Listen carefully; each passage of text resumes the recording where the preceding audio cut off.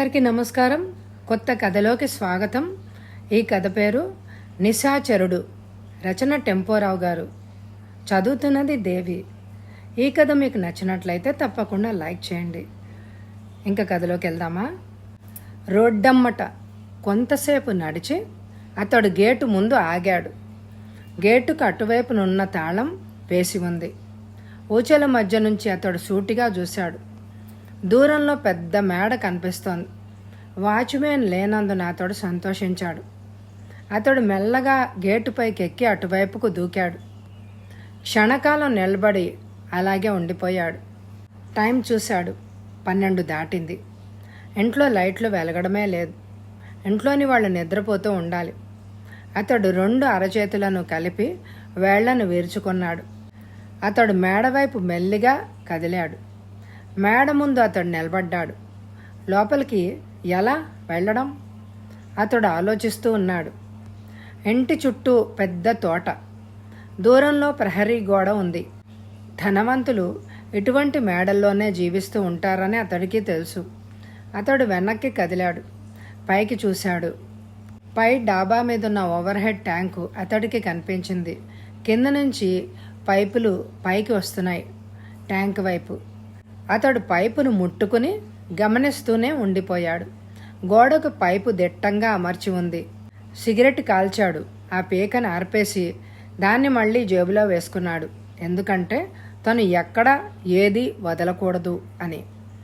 అతడిది బరువైన విగ్రహం కాదు. పొట్టిగా సన్నగా ఉన్నాడతను.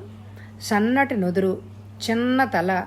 అతడు పైపమ్మట పైకి పాకాడు. ఓవర్ హెడ్ ట్యాంకు దగ్గరికి చేరుకున్నాడు. పై డాబా మీదకు దూకాడు అతను. విశాలమైన డాబా. డాబా మీద ఎవ్వరూ లేరు. అతడు నలువైపులా చూస్తూ రోడ్డు వైపు చూశాడు. రోడ్డు దూరంలో ఉంది. రోడ్డు దీపాలు ప్రకాశవంతంగా వెలుగుతున్నాయి.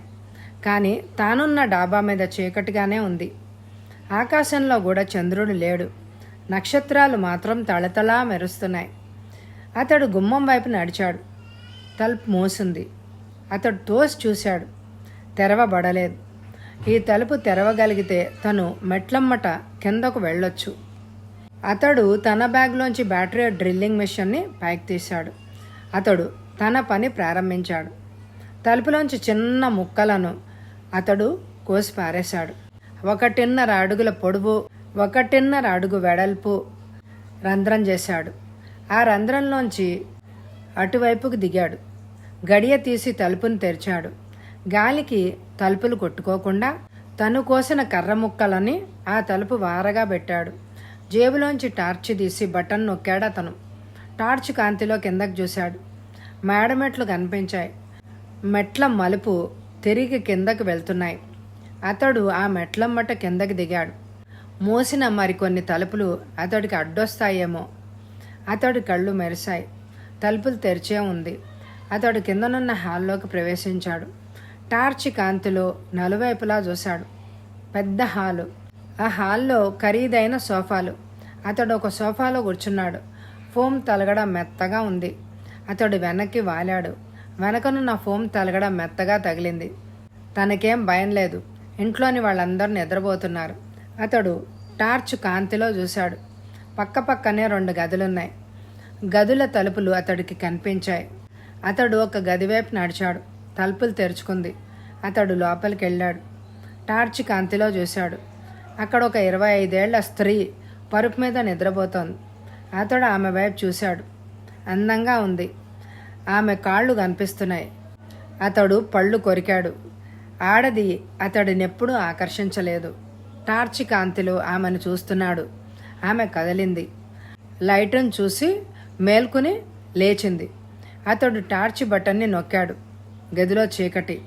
అతడు ఆమె వైపు దూకాడు. అరిచేలోగా అతడు ఆమె నోరు నొక్కేశాడు. రాత్రి 1 గంటకు శ్రీపతికి మెలకు వచ్చింది. అతడు లేచాడు. స్విచ్ నొక్కాడు. గదిలోని లైట్ వెలిగింది. తన భార్య శ్రీమతిని గురించి అతడు ఆలోచిస్తున్నాడు. కొంచెంసేపు కూర్చున్నాడు. తనతో దెబ్బలాడి ఆమె పక్క గదిలోకి వెళ్ళి పడుకుంది. అతడు హాల్లోకి వచ్చాడు. మెల్లిగా భార్య గదిలోకి వెళ్ళి స్విచ్ నొక్కాడు. లైట్ వెలిగింది. అతడు ఆశ్చర్యపోయాడు. ఆమె పరుపు మీద లేదు. ఆమె ఎక్కడికి వెళ్ళింది? కిందనున్న వంటగదిలోకి వెళ్ళిందా? రాత్రిళ్ళు ఆమె కిందకి వెళ్ళి టీ చేసుకొని తాగుతూ ఉంటుంది. అతడు గదిలోంచి బయటికి నడిచాడు. హాల్లో మూలగా కిందకు వెళ్ళాడు. డైనింగ్ హాల్ వైపు నడిచాడు అతను. డైనింగ్ హాల్లో లైట్ వెలుగుతోంది. ఆమె అక్కడే ఉండి ఉండాలి. అతడు డైనింగ్ హాల్ గుమ్మం వైపు వెళ్ళాడు. గుమ్మంలో ఆగి లోపలికి చూశాడు. అతడు ఉలిక్కి పడ్డాడు. టేబుల్ దగ్గరున్న కుర్చీలో ఎవరో కూర్చునున్నారు. అతడి వైపు చూసి శ్రీపతి భయంకరంగా అరిచాడు. దడదడలాడే గుండెలతో అతడు కింద పడ్డాడు. పక్కింట్లో ఉన్న మీనన్ అతడి అరుపు విని అమాంతంగా లేచాడు. అతడి భార్య కూడా లేచి కూర్చుంది. శ్రీపతి ఇంట్లోంచి ఏదో అరుపు వినపడింది అన్నాడతను. అదంతా మనకెందుకు, పడుకోండి అంది భార్య. వెళ్ళి చూసొస్తాను అన్నాడు మీనన్. మీనన్ ఇంట్లోంచి బయటికి నడిచాడు. శ్రీపతి కాంపౌండ్లోకి ప్రవేశించాడు. ముందు తలుపులు తెరిచి ఉంది. అతడు లోపలికి వెళ్ళాడు. డైనింగ్ హాలు గుమ్మం ముందు పడున్న శ్రీపతిని చూశాడు. అతడిని తట్టి లేపాడు. శ్రీపతి లేచి కూర్చున్నాడు. అతడు భయంతో మీనన్ వైపు చూశాడు. తనకెదురుగా ఉన్న వ్యక్తి మీనన్నని గుర్తించడానికి శ్రీపతికి టైం పట్టింది. ఏమైంది అని అడిగాడు మీనన్. మా డైనింగ్ హాల్లో అపరిచిత వ్యక్తి ఎవరో కూర్చొని తింటున్నాడు అన్నాడు శ్రీపతి. నీ భార్య ఎక్కడా? ఆమె తన గదిలోనే లేదు. మీనన్ మెట్లమట పైకి వెళ్ళాడు. శ్రీమతి పడగదిలోకి అడుగుపెట్టాడు. పరుపు ఖాళీగా ఉంది. అతడి చూపు మంచం కిందకు వెళ్ళింది. అతడు ఉలిక్కి పడ్డాడు. వేగంగా అతడు మంచం దగ్గరికి వెళ్ళాడు. వంగి కింద పడున్న శ్రీమతి వైపు చూశాడు. ఆమె రక్తం మడుగులో పడుంది. మీనన్ కిందకు పరిగెత్తాడు. కింద హాల్లో శ్రీపతి కూర్చునున్నాడు. మీనన్ వెళ్ళి అతడెదురుగా నిలబడ్డాడు. నీ భార్యనెవరో చంపేశారు అన్నాడు మీనన్. శ్రీపతి తుళ్ళిపడ్డాడు. భయంతో మీనన్ వంక చూశాడు. ఆమె ఎక్కడుంది? మంచం కింద అన్నాడు మీనన్. శ్రీపతి మెట్లమ్మట పైకి పరిగెత్తాడు. మంచం కింద రక్తపు మడుగులో పడున్న భార్య వైపు చూసి ఆమె మీద వాలిపోయాడు. అతడు వెక్కి వెక్కి ఏడవసాగాడు. శ్రీపతి ఇలారా అన్నాడు మీనన్ అతడు చేయి పట్టుకుని. శ్రీపతి లేచాడు. ఇద్దరు హాల్లోకి వెళ్లారు. మీనన్ను అతడిని ఒక సోఫాలో కూర్చోబెట్టాడు. శ్రీపతి మాట్లాడే స్థితిలోనే లేడు. వెక్కి వెక్కి ఏడుస్తున్నాడు. మై డియర్ ఫ్రెండ్, ధైర్యం తెచ్చుకో. ఏడిస్తే పోయిన భార్య తిరిగి రాదు అన్నాడు మీనన్. అది నాకు తెలుసు. అతడే ఆమెని చంపుండాలి అన్నాడు శ్రీపతి. ఎవరతను? అతడెవరో నాకు తెలీదు. పొట్టిగా సన్నగా ఉన్నాడు. పిశాచం లాంటి వ్యక్తి. డైనింగ్ హాల్ గుమ్మంలోనే నేను పడిపోయాక అతడు పారిపోయి ఉండాలి అన్నాడు శ్రీపతి. మనం పోలీస్ రిపోర్ట్ ఇవ్వాలి అన్నాడు మీనన్ ఫోన్ వైపు నడుస్తూ. ఫోన్ మోగడం విని గాఢ నిద్రలోంచి లేచాను. నా పక్కన పడుకున్న పార్వతి వంక నవ్వుతూ చూశాను. ఆమె మెలకుగా లేదు. హాల్లోకి వెళ్ళి రిసీవర్ని ఎత్తాను. హలో పరశురామ్ అన్నాను. బ్రదర్, ఇన్స్పెక్టర్ నాయర్ అంది అటువైపు నుంచి కంఠం. నాయర్ బాయ్, ఏమిటి సంగతి? శ్రీపతి భార్య శ్రీమతిని ఎవరో హత్య చేశారు. శ్రీపతి పెద్ద బిజినెస్ మ్యాన్. నంబర్ 10 లాడర్ స్ట్రీట్లో ఉంటున్నాడు. అక్కడికి రాగలవా? హత్య దేశంలో ఎక్కడ జరిగినా నన్ను ఆకర్షిస్తుంది. వస్తాను నాయర్ బాయ్ అన్నాడు. నేను అక్కడికి వెళ్తున్నాను, వెంటనే రా అని నాయర్ రిసీవర్ పెట్టేశాడు. దుస్తులు మార్చుకొని కిందకెళ్ళాను. డాడ్జి కారును శరవేగంగా లాడర్ స్ట్రీట్ వైపు పోనిచ్చాను. గేట్ ముందు కానిస్టేబుల్ ఉన్నాడు.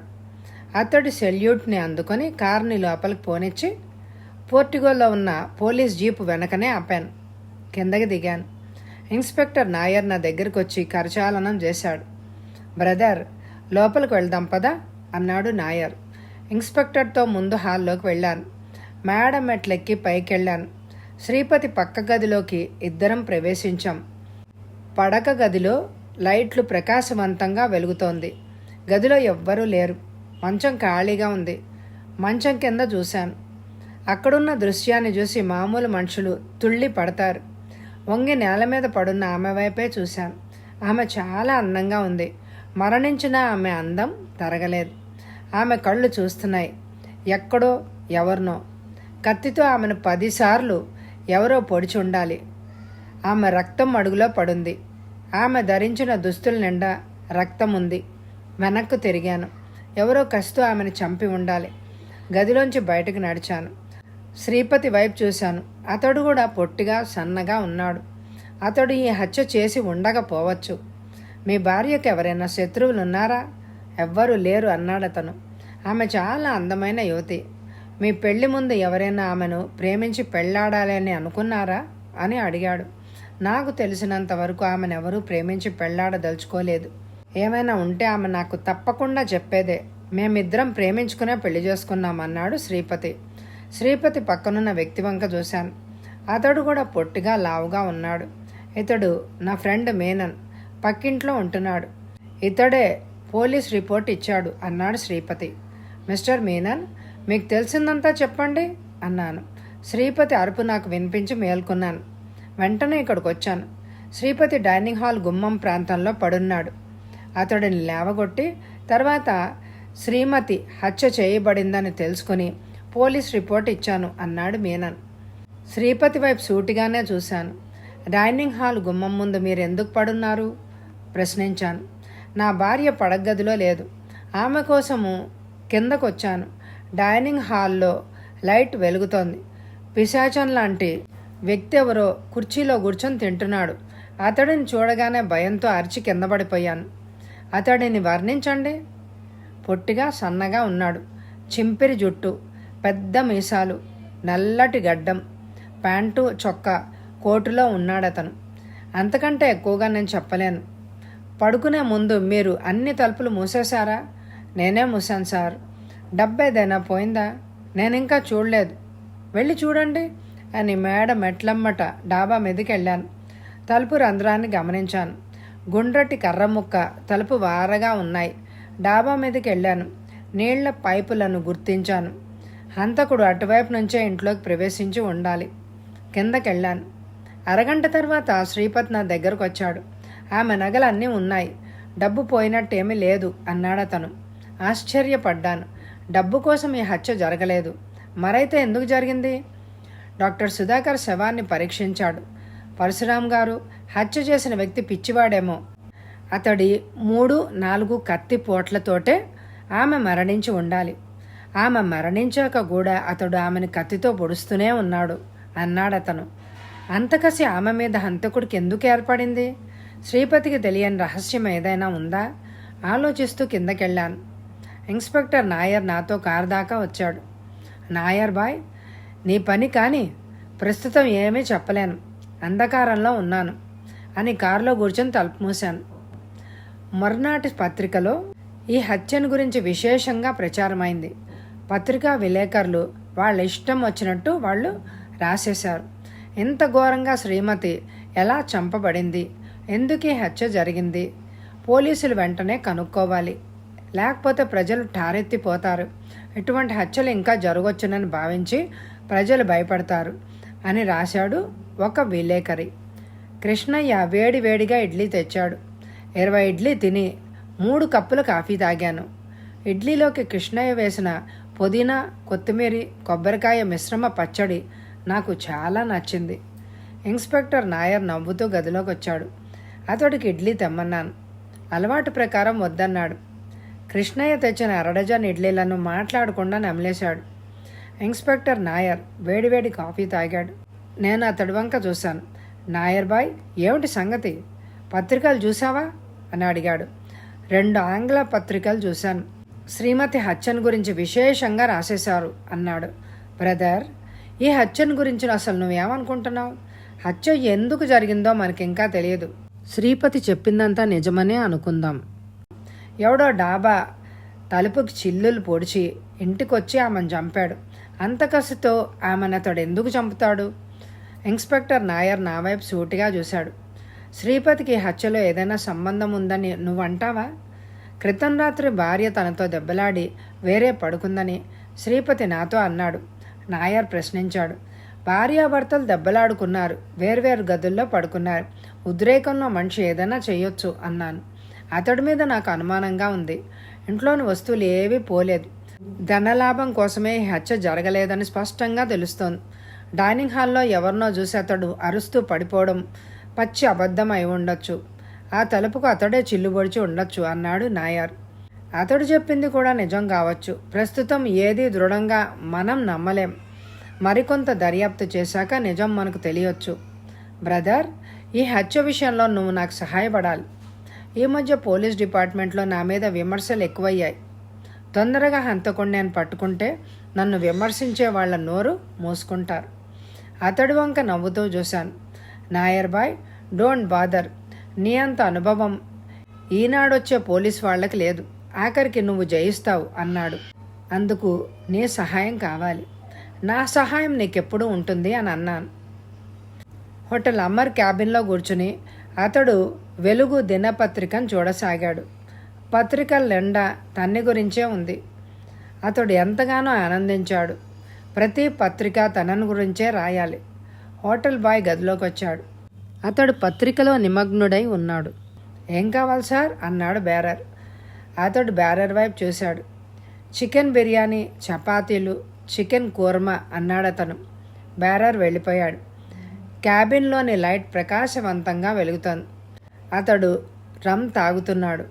అది గొంతులోంచి లోపలికి వెళ్ళి రక్తంతో కలిసి ప్రవహించాలి. వెంటనే అది మెదడుకి చేరాలి. శ్రీపతి ఏమీ పోలేదు అన్నాడు. అతడు తనలో తాను నవ్వుకున్నాడు. అతడి భార్య బీర్వాలో ఉన్న 300 రూపాయలను తను తీసుకున్నట్టు వాళ్లకు తెలియదు. Poor fellows. ఎక్కువగా డబ్బు పొందాలనే ఆశ అతడికి ఏమీ లేదు. తనకు కావలసిన కొంత డబ్బును మాత్రమే తీసుకున్నాడు. బీర్వాలో ఇంకా చాలా డబ్బుంది. అంతా తాను తీసుకుంటే గుర్తిస్తారు. కొంచెం తీసుకుంటే డబ్బు పోయినట్టు వాళ్ళు గ్రహించరు. తను అనుకున్నట్లే అంతా జరిగింది. తన్నెవరూ పట్టుకోలేరు. పోలీసులు తనని పట్టుకోలేరు. డిటెక్టివ్ పరశురాం పరిశోధిస్తున్నాడని అతడు పేపర్లో చూశాడు. అతడు నవ్వుకున్నాడు. పరశురాం ఈసారి ఓడిపోయి నవ్వుల పాలవుతాడు. బేరర్ తెచ్చిందంతా అతడు ఆకలితో తినేశాడు. తింటూ మధ్యలో రమ్ సేవిస్తున్నాడు. తినడం పూర్తి చేసి అతడు బిల్లు చెల్లించాడు. దినపత్రికలను తన బ్యాగులో పెట్టుకుని జిప్పరు మూశాడు. క్యాబిన్లోంచి అతడు మెల్లిగా బయటకు నడిచాడు. రోడ్డు మారగా నడుస్తూ అతడు టైం చూశాడు. 10 కావస్తోంది. పగలంతా అతడు నిద్రపోతున్నాడు. అతడు నిశాచరుడు. రాత్రిళ్ళు మాత్రమే తిరుగుతూ ఉంటాడు. మైలు దూరం నడిచాడు అతను. ప్రకాశం పార్కులోకి ప్రవేశించాడు. సిమెంట్ సోఫాలో పడుకున్నాడు. బ్యాగును తల కింద పెట్టుకున్నాడు. అతడికి అదే అలవాటు, అదే తలగడ. చల్లటి గాలి వీస్తోంది. అతడికి నిద్ర పట్టేసింది. ఎవరో అతనిని లేపారు. అతను లేచాడు. కళ్ళు నలుపుకొని ఎదురుగా ఉన్న వ్యక్తి వైపు చూశాడు. Park watchman. అతడి చేతిలో టార్చ్ లైట్ ఉంది. ఇదేం పడగ్గది కాదు, పార్క్ అన్నాడు వాచ్మ్యాన్. ప్యాంటు జేబులోకి అతడి చేయి వెళ్ళింది. మరో నిమిషంలో పదునైన కత్తి బయటకొచ్చింది.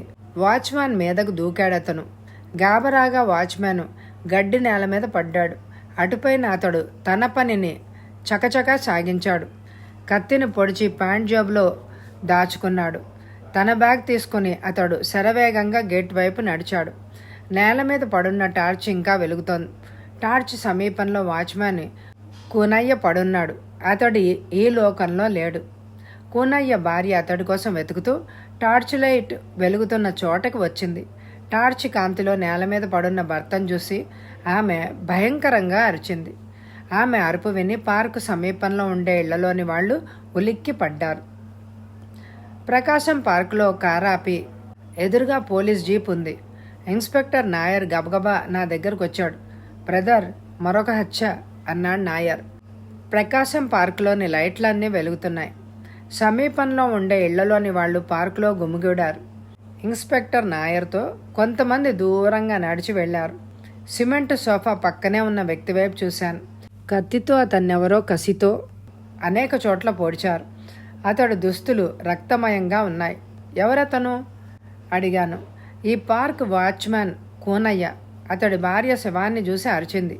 సమీపంలో ఉండే ఇళ్లలోని వాళ్ళు ఇక్కడికి వచ్చారు. ఒక వ్యక్తి నాకు ఫోన్ చేశాడు. నీకు ఫోన్ చేసి నేను ఇక్కడికి వచ్చాను అన్నాడు నాయర్. కత్తిపోట్లను మళ్ళీ పరీక్షించాను. శ్రీమతి హత్య చేసినట్టే ఇతడిని చంపారు. శ్రీమతి హంతకుడే ఈ హత్య చేశాడేమో. ఒక కానిస్టేబుల్ పెట్రోమాక్స్ లైట్లను శవం సమీపంలో పెట్టాడు. వాచ్మ్యాన్ కూనయ్య వయసు 40 దాటి ఉంటుంది. సమీపంలో ఉన్న అతడి భార్య వంక చూశాను. మాసిన తెల్ల చీరలో ఉందామె. 40 ఏళ్ల పైనే ఆమె వయసు ఉంటుంది. నీ భర్తకు ఎవరైనా శత్రువులున్నారా అని అడిగాను. రంగడు ఉన్నాడు అందామె. ఎవరతను?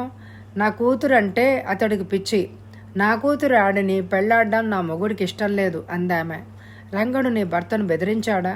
తనని చంపి కూతుర్ని పెళ్లాడతానని రంగడు ఎన్నోసార్లు అన్నాడు అందామె. రంగడిని వెంటనే అరెస్టు చేస్తాం అన్నాడు నాయర్.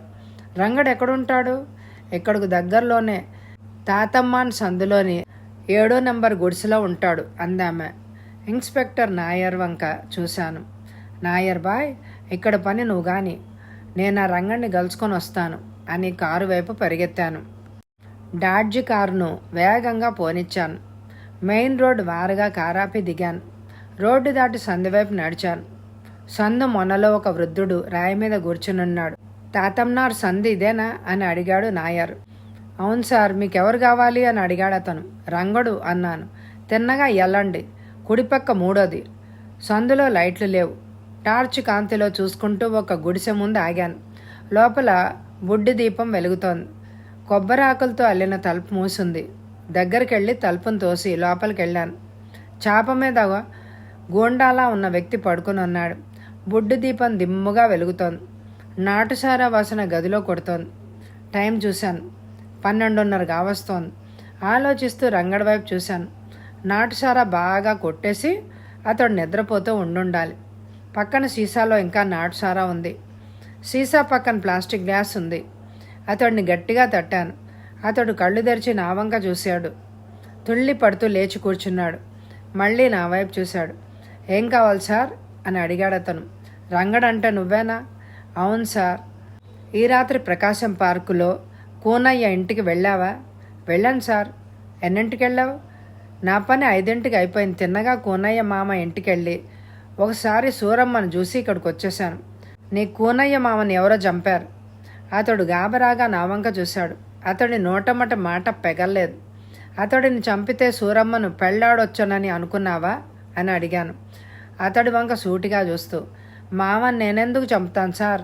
తన కూతుర్ని నాకు ఇవ్వనంటే చంపుతానని సరదాగా అనేవాడిని. నేను బాగా డబ్బు సంపాదిస్తున్నాను. సూరమ్మ నా పెళ్ళం అవుతుందని నాకు తెలుసు. నువ్వు డబ్బు ఏం చేసి గడిస్తున్నావు? నేను వడ్రంగిని సార్. ఎక్కడ ఇల్లు కట్టినా తలుపులు అవి చేయడానికి నన్ను పిలుస్తూ ఉంటారు. చేతిలో కావాల్సినంత పనుంది. నాటుసారా తాగితే ఎంతొచ్చినా హరించిపోతుంది అన్నాను నవ్వుతూ. సూరమ్మ ఇంటికొస్తే నేను నాటుసారా తాగను సార్. నేను ఒంటరి వాణ్ణి, అందుకని తాగుతున్నాను. నేను అతని వైపు చూశాను. రంగడు యువకుడు, బలమైన శరీరం కలవాడు. అతడు లేచి నిలబడ్డాడు. ఎక్కడికైనా వెళ్ళాలా? మావయ్యను ఎవరో చంపారన్నారుగా, వెళ్ళి చూసొస్తాను అన్నాడు రంగడు. ఇద్దరం సందమ్మట నడిచాం. రోడ్డు వారగా ఉన్న కారులో అతడిని ఎక్కమన్నాను. అతడు కూర్చున్నాక తలుపు మూసి అటువైపు నుంచి కారులో ఎక్కి కారును పోనిచ్చాను. రంగడు మౌనంగా ఉన్నాడు. ఓరగా అతడి వైపు చూశాను. కూనయ్య వాచ్మెన్గా ఎంతకాలం నుంచి పనిచేస్తున్నాడు? 20 ఏళ్ళు దాటిందని చెప్పాడు మామ. అతడికి ఎవరైనా శత్రువులున్నారా? ఆ పార్కులోని రౌడీలు అప్పుడప్పుడు వచ్చి రాత్రిళ్ళు పడుకుంటాడు. వాళ్లను మామ తరిమేస్తూ ఉంటారు. ఆ విధంగా కొందరు శత్రువులు అవుతూ ఉండొచ్చు. సిగరెట్ వదులుతూ ఆలోచించసాగాను. పార్కులోంచి తరిమేసేందుకు ఎవరు అతడి మీద అంత కసి ప్రదర్శిస్తారు? ప్రకాశం పార్కులో పోలీస్ జీప్ వెనకనే కారాపి దిగాను. రంగడు కారులోంచి దిగి వాచ్మ్యాన్ ఇంటివైపు పరిగెత్తాడు. అటువైపు గబగబా నడిచాను. 2 గదులున్న చిన్న ఇంటి ముందు వెళ్ళాడు రంగడు. ఇంటి ముందు నేను చూసిన వాచ్మ్యాన్ భార్య ఏడుస్తోంది. ఆమె పక్కనున్న సూరమ్మ ఏడుస్తూ రంగణ్ణి కౌగిలించుకుంది. అతడు ఆమెను ఓదారుస్తూ ఆమె దగ్గర కూర్చున్నాడు. ఆ స్థితిలో ఉన్న వాళ్ల వైపు క్షణకాలం చూసి దూరంలో వెలుగుతున్న పెట్రోమాక్స్ లైట్ వైపు నడిచాను. ఇన్స్పెక్టర్ నాయర్, డాక్టర్ సుధాకర్ మాట్లాడుకుంటున్నారు. పోలీస్ డాక్టరు నా వైపు తిరిగాడు. పరశురామ్ గారు, నాకిది చాలా ఆశ్చర్యంగా ఉంది. కత్తి పోట్లను బట్టి శ్రీమతిని చంపినట్టే ఈ హత్య కూడా జరిగింది అని చెప్పాలి. శ్రీమతిని, ఈ వాచ్మన్ని ఒకే వ్యక్తి చంపవలసిన అవసరం ఏమిటో ఊహాతీతంగా ఉంది అన్నాడు సుధాకర్. శవాన్ని చూడగానే ఆ అనుమానం నాకు వచ్చింది అన్నాను నవ్వుతూ. డాక్టర్, 2 హత్యలకు ఒకే రకమైన ఆయుధాన్ని హంతకుడు ఉపయోగించి ఉంటాడా అడిగాడు నాయర్. సందేహం ఏమీ లేదు. ఒకే ఆయుధం. శ్రీమతిని కూనయ్యని చంపింది అన్నాడు డాక్టర్. ఆలోచిస్తున్నాడు. ఈ 2 హత్యలకు ఎటువంటి సంబంధమూ లేదు. హంతకుడు వీళ్ళిద్దరిని ఎందుకు చంపాడు? నా మెదడులో ఆలోచనలు అలాగా సాగుతున్నాయి. శ్రీమతి ఈ పార్కుకు వచ్చిందేమో. కూనయ్య ఆమెకు తెలిసేమో. శ్రీమతి భర్తను అడిగి తెలుసుకోవాలి. రంగడి హత్య చేసుంటాడనే నమ్మకం నాకు లేదు. ఏ పిచ్చివాడో హత్య చేసుండాలి. ఇన్స్పెక్టర్ నాయర్కి గుడ్ నైట్ చెప్పి నా కారు వైపు నడిచాను. కారులో కూర్చుని తలుపు మూసి ఆలోచిస్తూ ఉండిపోయాను. ఇన్స్పెక్టర్ నాయర్ కారు పక్కనే నిలబడి ఉన్నాడు. నాయర్ బాయ్, నీ పని కాని అన్నాను. బ్రదర్, పత్రికలు మన మీద దుమ్మెత్తి పోస్తున్నాయి అన్నాడు నాయర్. కుర్చీలో కూర్చుని రాసినంత సులువుగా హంతకుణ్ణి పట్టుకోలేం అన్నాను నవ్వుతూ. మనం ఏదో తొందరగా చేయకపోతే ప్రజలు ఊరుకోరు. రంగణ్ణి అరెస్ట్ చేయడం మంచిదేమో అన్నాడు నాయర్. అతడి వంక సూటిగా చూశాను. రంగడు యువకుడు. సూరమ్మ అంటే అతడికి ప్రాణం. ఆమె తండ్రిని రంగడు హత్య చేశాడంటే నేను నమ్మను అన్నాను. నువ్వు నమ్మకపోవచ్చు, కానీ ప్రజలు తృప్తి చెందుతారు కదా. కావలిస్తే తర్వాత అతడిని విడుదల చేయొచ్చు. నాయర్ బాయ్, తొందరపడకు. ప్రజల్ని తృప్తి పరచడం కోసం అలా ఒక అమాయకుడిని బాధించడం అన్యాయం అని కార్ని స్టార్ట్ చేసి పోనిచ్చాను. సముద్రపు ఒడ్డున దట్టంగా పెరిగిన సరుగుడు చెట్ల కింద అతడు కూర్చుని అన్నాడు. ఎండుటాకులు నేలను పూర్తిగా కప్పేశాయి. సూర్యకాంతి అడ్డుపడ్డం లేదు. అతడు ప్యాంటు జేబులోంచి రమ్ బాటిల్ తీశాడు. తాగుతూ సిగరెట్ వెలిగించాడు. కనుచూపు మేరలో ఎవ్వరూ లేరు. దూరం నుంచి సముద్రపు హోరు వినపడుతోంది. అతడి కళ్ళు ఎర్రగా ఉన్నాయి. ఆకుల చప్పుడు విని అతడు అటువైపు తిరిగాడు. ఆకుల కింద నుంచి తాచుపాము తల పైకి లేచింది. అది ఆకుల మీద పాకుతోంది. హుషారుగా అతడు కూడా లేచాడు. పాంటు జేబులోంచి కత్తిని తీశాడు. త్రాచుపామును ముక్కలు ముక్కలుగా నరికాడు. ఆ ముక్కలు ప్రాణంతో అల్లాడుతున్నాయి. ఆనందంతో అతడి కళ్ళు మెరుస్తున్నాయి. ఆకుల మీద పడున్న ముక్కల వైపు అతడు సంతోషంగా చూశాడు. కత్తిని ఆకులతో తుడిచి ప్యాంటు జోబులో పడేసుకున్నాడు. అతడు తిరిగొచ్చి తన స్థానంలో కూర్చున్నాడు. సమీపంలో తునకలై పడున్న పాము వంక చూశాడు. దాన్ని నరుకుతుంటే అతడికి చాలా ఆనందంగా ఉంది. అతడు కళ్ళు మూసుకున్నాడు. గతం గుర్తుకొస్తోంది. అతడు ఒక పేద కుటుంబంలో పుట్టాడు. తండ్రి వడ్రంగిగా పనిచేసేవాడు. తండ్రి తప్పదాగి ఇంట్లో భార్యని, 4 పిల్లల్ని చావగొట్టేవాడు. చిన్నతనంలోనే అతడికి తండ్రి మీద కసి ఏర్పడింది. కానీ తన కసిని తీర్చుకునే బలం అప్పటిలో లేదు అతనికి. అతడు బడికి వెళ్ళేవాడు. తోటి విద్యార్థులతో పోట్లాడి వాళ్ళ వస్తువులను లాక్కునేవాడు. దాని మూలంగా అతడు బడికి స్వస్తి చెప్పవలసి వచ్చింది. పని పాట లేని అతను గుడిసెలో ఊరికే కూర్చోలేకపోయేవాడు. ఒకనాడు అతడిని చూసి ఒక కుక్క మొరిగింది. అతడు దాన్ని ఇటుకలతో కొట్టి చంపేశాడు. చచ్చిపడున్న కుక్క వైపు చూస్తుంటే అతడికి చాలా ఆనందంగా ఉంది. రాత్రుళ్ళు తండ్రికి భయపడి అతడు ఆలస్యంగా ఇంటికొచ్చేవాడు. తండ్రి దెబ్బలు పడలేక అతడి తోబుట్టువులు ఎక్కడికో పారిపోయారు. తల్లి మాత్రం నోరు మూసుకొని పడుండేది. ఒకనాటి రాత్రి తప్పతాగి రోడ్డు వారుగా పడున్న తండ్రిని అతడు చూశాడు. తండ్రి పీక నులిమి చంపేశాడు అతను. ఏమీ ఎరగనట్టు ఇంటికి చేరుకున్నాడు. అటుపైన తండ్రి భయం లేదు. 4 ఏళ్లలో పనిచేసి తల్లి ఎలాగో కుటుంబాన్ని నడిపేది. అతడికి పెళ్లి చేసింది తల్లి. పెళ్ళైన 1 నెల రోజుల తర్వాత అతడి భార్య మరొకడితో లేచిపోయింది. సెక్స్ మీద అతడికి ఉత్సాహమే లేదు. స్త్రీ రూపం అతడిని ఆకర్షించేది కాదు. అతడి నిర్లక్ష్యం వల్లనే భార్య లేచిపోయింది. ఓ సంవత్సరం తిరిగే లోపల తల్లి కూడా మరణించింది. గుడిసెను వదిలేసి అతడు పట్టణానికి చేరుకున్నాడు. అప్పటి నుంచి పట్టణంలోనే ఉంటున్నాడు. పట్నం అతడికి నచ్చింది. లక్షలాది ప్రజలు. ఈ మహాప్రపంచంలో తన్నెవరూ గుర్తించరు. అతడు కళ్ళు తెరిచి పక్కనున్న ప్లాస్టిక్ బ్యాగ్ వైపు చూశాడు. మళ్ళీ కళ్ళు మూసుకున్నాడు. అతడికి కాసేపట్లో నిద్ర పట్టేసింది. రాత్రి 12 దాటింది. అతడు రోడ్డమ్మట నడుస్తున్నాడు. ఒక బంగ్లా గేట్ ముందు ఆగాడు. శబ్దం లేకుండా పెట్టగేటు తెరిచి లోపలికి వెళ్ళాడు. బంగ్లా చుట్టూ కొద్దిగా ఖాళీ స్థలం ఉంది. పూల మొక్కలు ఆ స్థలంలో అతడు కనిపించాయి. చుట్టూ ముళ్ళ తీగలు అమర్చబడ్డాయి. అతడు మెల్లిగా వెనక వైపుకి వెళ్ళాడు. నుయ్యి కనిపించింది. వెనక అరచెట్లున్నాయి. కాసేపు అతడు మౌనంగా నిలబడి నలువైపులా చూశాడు. సమీపంలో ఇళ్లలోని వాళ్ళు నిద్రపోతున్నారు. ఇళ్లలోని దీపాలు ఎక్కడా వెలగడమే లేదు. అతడు జేబులోంచి బాటిల్ తీసి కొంచెం రమ్ తాగాడు. బాటిల్ని దాచేసి సిగరెట్ వెలిగించాడు. వెనక తలుపు వంక చూశాడు. తలుపు మీద వేళ్లతో తట్టి పరీక్షించాడు.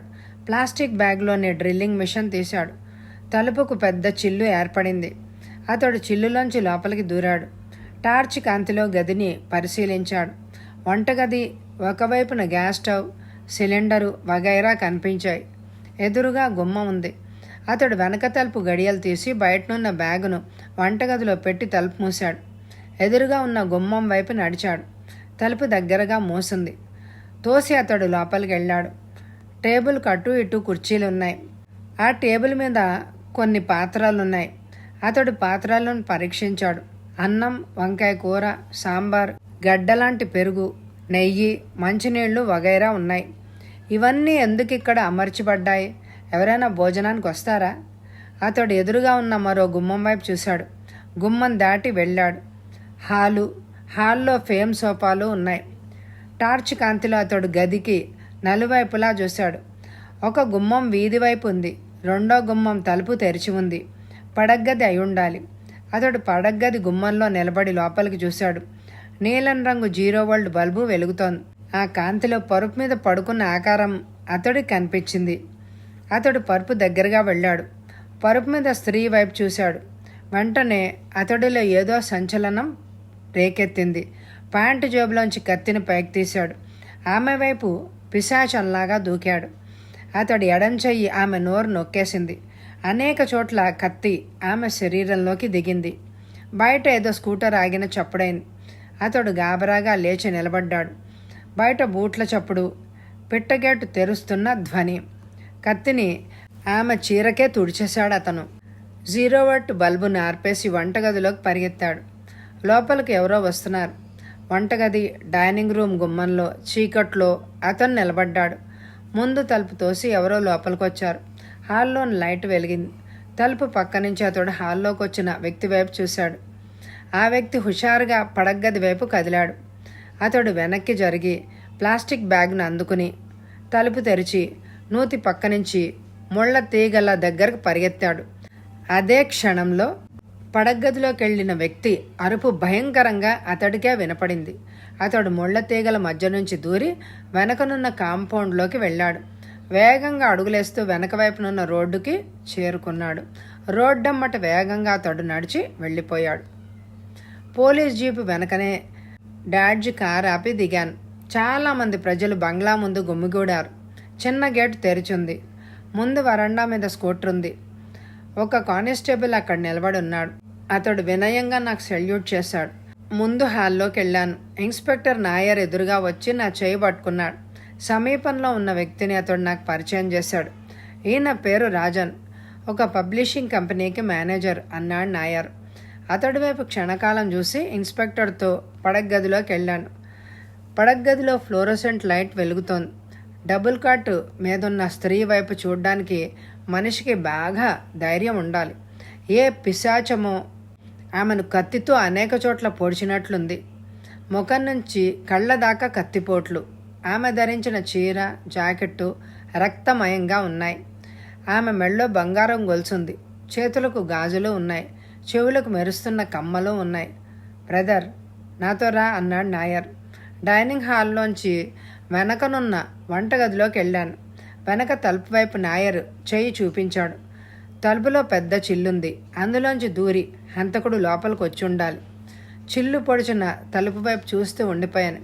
ఇదే విధంగా శ్రీపతి ఇంట్లో కూడా జరిగింది. నాయర్ బాయ్, శ్రీమతిని చంపిన అతడే ఈ హత్య కూడా చేసుండాలి. సందేహమేమీ లేదు అన్నాను. యు ఆర్ రైట్ బ్రదర్ అన్నాడు ఇన్స్పెక్టర్. తలుపు లాగి బయటకు నడిచాను. నాయర్ నా వెనకే వచ్చాడు. నొయ్యి, కొంచెం దూరంలో ముళ్ళ తీగలు. హంతకుడు ఈ గుమ్మంలోంచి లోపలికెళ్ళి ఇటువైపు నుంచే వెళ్ళిపోయి ఉంటాడు అన్నాడు నాయర్. ఆలోచిస్తూ నలువైపులా చూశాను. సమీపంలో ఉన్న ఇళ్లలో లైట్లు వెలుగుతున్నాయి. ఆ ఇళ్లలోని వాళ్ళు హత్య జరిగిన ఇంటివైపు చూస్తున్నారు. వెనక్కు తిరిగాను. హాల్లోకి నడిచాను. రాజన్ విచార వదనంతో ఫేమ్ సోఫాలో కూర్చుని ఉన్నాడు. అతడు ఎదురుగా నిలబడ్డాను. అతడు లేవబోయాడు. ప్లీజ్ కూర్చోండి అన్నాను.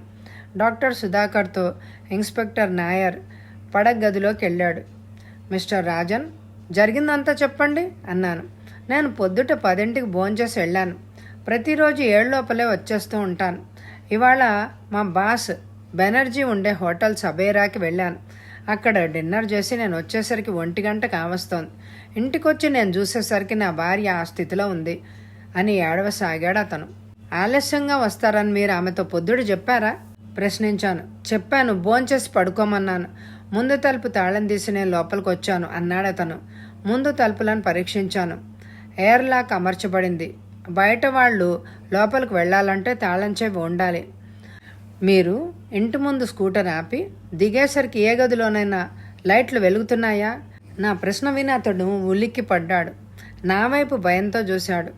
నేనొచ్చేసరికి పడగదిలో 0 వోల్ట్ బల్బు వెలుగుతున్నట్టు బయట నుంచి గుర్తించాను. కానీ నేను లోపలికి వచ్చేసరికి పడగదిలో చీకటిగా ఉంది.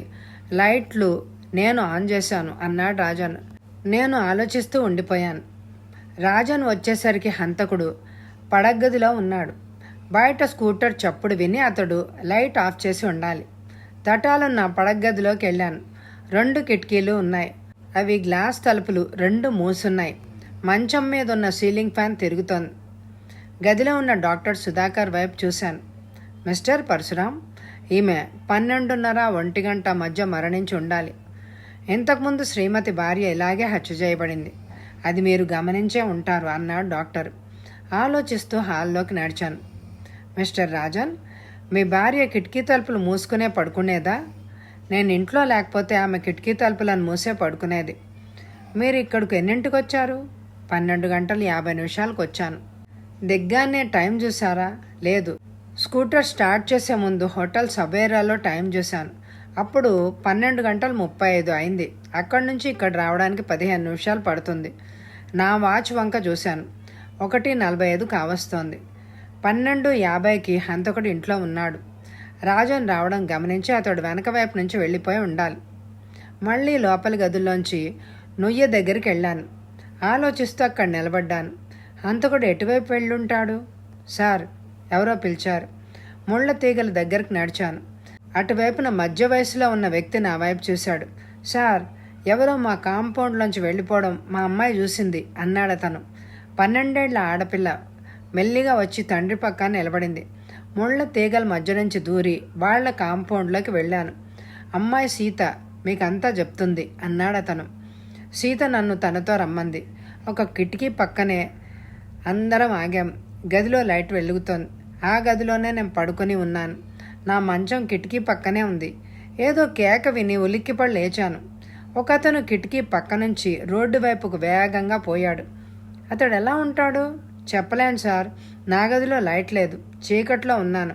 అతడు మా గేట్లోంచి రోడ్డు మీదకు పోయి ఉంటాడు. ఆమెకు థ్యాంక్స్ చెప్పి రాజన్మున్న హాల్లోకి చేరుకున్నాను. మరోసారి టైం చూశాను. 2 అయింది. హంతకుడు రాజన్ ఇల్లు విడిచిపెట్టి 1 గంట 10 నిమిషాలు అయింది. అతడి కోసం అన్వేషించాలి. బయటికి పరిగెత్తాను. కారులో కూర్చొని తలుపు మూశాను. ఇన్స్పెక్టర్ నాయర్ నా దగ్గరికి పరిగెత్తుకొచ్చాడు. నాయర్ బాయ్, నీ పని కానీ, అలా వెళ్ళొస్తానే అని కారుని పోనిచ్చాను. కొంత దూరం పోయాక కారు ఎడం వైపుకి తిప్పి వెనక రోడ్డమ్మటి పోనిచ్చాను. రోడ్డు దీపాలు వెలుగుతున్నాయి. ఇరువైపులా చూస్తూ కారుని పోనిచ్చాను. రోడ్డు నిర్మానుష్యంగా ఉంది. హంతకుడు నడిచి వెళ్లే ఉండాలి. గంటలో అతడు చాలా దూరం పోవచ్చు. అతడి కోసం బ్రతకటం వృధా అనిపించింది.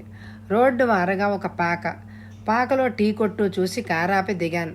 పాక ముందుకెళ్ళాను. పాలు మరుగుతున్నాయి. పొడవాటి బల్ల మీద గాజు పాత్రలో బన్నులు, బిస్కెట్లు వగైరా ఉన్నాయి. అటువైపు నిలబడి షాపు యజమాని నా వైపు ఆశ్చర్యంగా చూశాడు. 1 గంట తర్వాత టీ తాగడానికి ఇక్కడికి ఎంతమంది వచ్చారు? ప్రశ్నించాను. చాలామంది వచ్చారు సార్ అన్నాడు అతను. అతడి వంక సూటిగా చూశాను. ఈ సమీపంలో హత్య జరిగింది. హంతకుడు ఇటువైపు వచ్చి ఉండొచ్చు. నీ సహాయం నాకు కావాలి అని ఆగాను. అతడు భయంతో నా వైపు చూశాడు. ఒక అతను వచ్చాడు సార్. అతడిని ఇంతకు ముందెప్పుడు నేను చూడలేదు. అతడు నీళ్లు అడిగాడు. ప్లాస్టిక్ జగ్గులో ఇచ్చాను. అలా వెళ్ళి మొహం చేతులు కడుక్కున్నాడు. 1/2 డజన్ బన్నులు కొని పట్టుకుని పోయాడు అన్నాడతను. అతడు మొహం ఎక్కడ కడుక్కున్నాడు? షాప్ అతని చేత్తో చూపించాడు. ఆ ప్రదేశాన్ని టార్చ్ కాంతితో పరీక్షించాను. ఒకచోట నేల మీద నీళ్లు పడిన సూచనలున్నాయి. తడి నేలను గమనించాను. రక్తం మార్కలు ఏమైనా కనిపిస్తాయేమో అని చూశాను. తడి నేల మీద ఉన్న కాగితం ముక్క కొద్దిగా ఎర్రబడింది. వెనక్కు తిరిగాను. కొట్టు ముందుకెళ్ళాను. అతడు వెళ్ళిపోయి ఎంతసేపు అయింది? అరగంట అయింది సార్. ఎలా వెళ్ళాడు అతను? ఆ మైదానం వైపు వెళ్ళాడు. అతడు చూపించిన మైదానం వైపు చూశాను. విశాలంగా ఉంది. చీకటి మయం. అలా వెళ్తే ఎక్కడికి వెళ్ళొచ్చో రైలు పట్టాల దగ్గరకు అన్నాడు అతను. అతడు ఎలా ఉంటాడు? సన్నగా పొట్టిగా ఉంటాడు. గడ్డం ఉంది. ప్యాంటు చొక్కా పైన కోటు వేసుకున్నాడు. భుజానికి నల్లటి బ్యాగు వేలాడుతోంది. చింపిరి జుట్టు. ఇంతకుముందు శ్రీపతి చెప్పింది గుర్తొచ్చింది. అతడికి థ్యాంక్స్ చెప్పాను. రోడ్డు వారగా ఉన్న నా కారుని చూసుకోమని మైదానం వైపు అడుగేశాను. గడ్డి నేల. వేగంగా అడుగులేశాను. కొంచెం దూరం వెళ్ళి నలువైపులా చూశాను. ఎక్కడా జనసంచారం లేదు.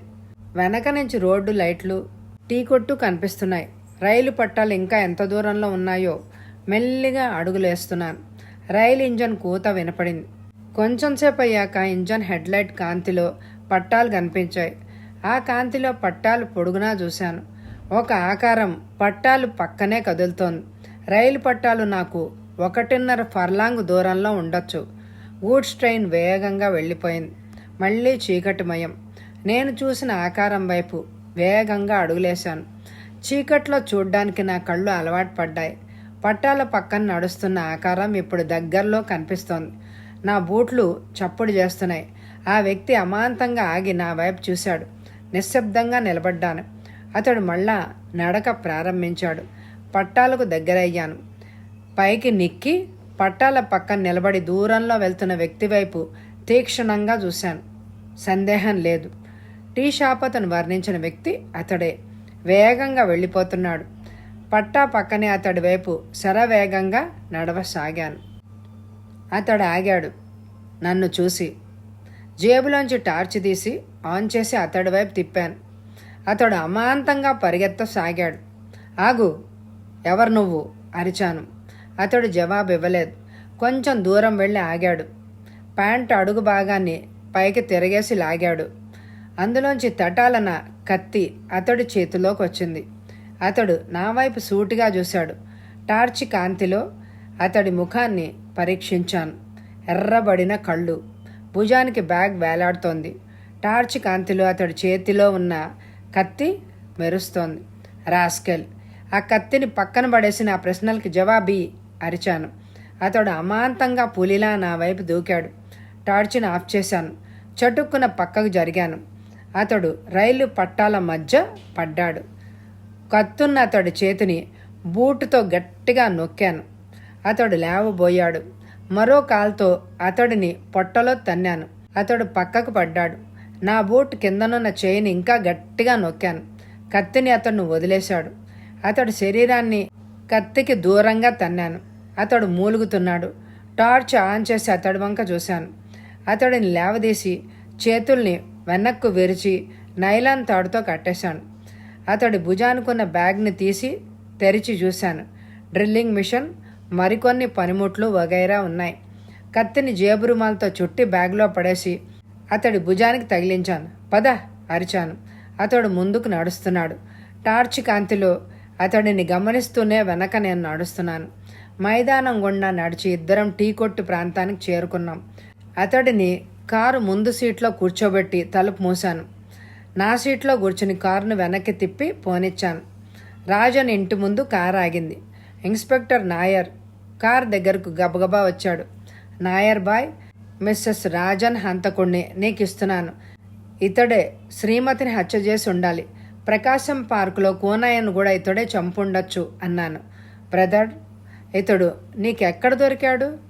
ఇతడి కోసం చాలా దూరం నడవలసి వచ్చింది. అదంతా తర్వాత చెప్తానులే అన్నాడు. అతడిని ఇన్స్పెక్టర్ నాయర్ బయటకు దింపాడు.